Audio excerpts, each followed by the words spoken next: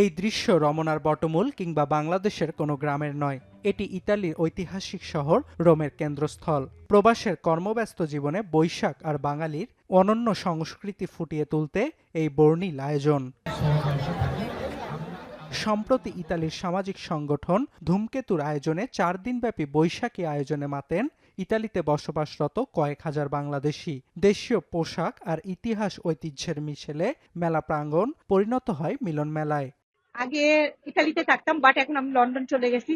তারপর আমার মনে হলো যে রোমে যেহেতু মানে মাঠের মেলা হচ্ছে, আগে অনেক বড় করেই হতো, তো এবারও আমি এটা জেনেই আমি এই মেলাতে আসছি।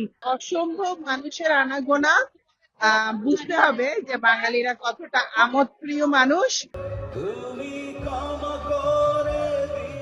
মেলার মূল আকর্ষণ ছিল স্থানীয় শিল্পীদের পরিবেশনায় সাংস্কৃতিক অনুষ্ঠান। দেশীয় গানের সুরের মূর্ছনায় উজ্জীবিত হয়ে ওঠেন প্রবাসীরা। এছাড়াও মেলায় ছিল চটপটি, ফুচকা, ঝালমুড়ি সহ দেশীয় খাবারের আয়োজন। ছিল বাঙালির ঐতিহ্যবাহী পোশাকের স্টল। হাতের কাছে দেশীয় পণ্য কেনার সুযোগ পেয়ে উচ্ছ্বাস প্রকাশ করেন প্রবাসীরা। খুব ভালো লাগছে মেলাতে এসে। আমরা খুব এনজয় করতেছি, মনে হচ্ছে একদম যে বাঙালি ভাই, একদম বাংলাদেশের মতো। আমরা আজকে এখানে চটপটি এবং ফুচকার যে স্টলটি দিয়েছি, আমাদের দেশীয় খাবার, আমাদের এখানে বাঙালি পোশাক আছে, এই চুড়ি আছে, গহনা আছে, সবকিছু মিলিয়ে আমরা খুব ভালো রেসপন্স পাচ্ছি।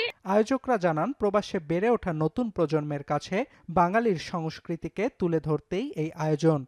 আমরা যেমন গর্বিত আমাদের সন্তান এখানে বড় হচ্ছে, তারা এখানকার ডাক্তার হবে, ইঞ্জিনিয়ার হবে, তারা এখানকার 100% সংস্কৃতির সাথে বড় হবে, এটি আমরা চাই। এই কারণেই আমরা ইমিগ্রেন্ট, একই সাথে আমরা মনে করি ওরা যেন আমাদের অরিজিন না ভুলে যায়, এই কারণে আমাদের এই চেষ্টা।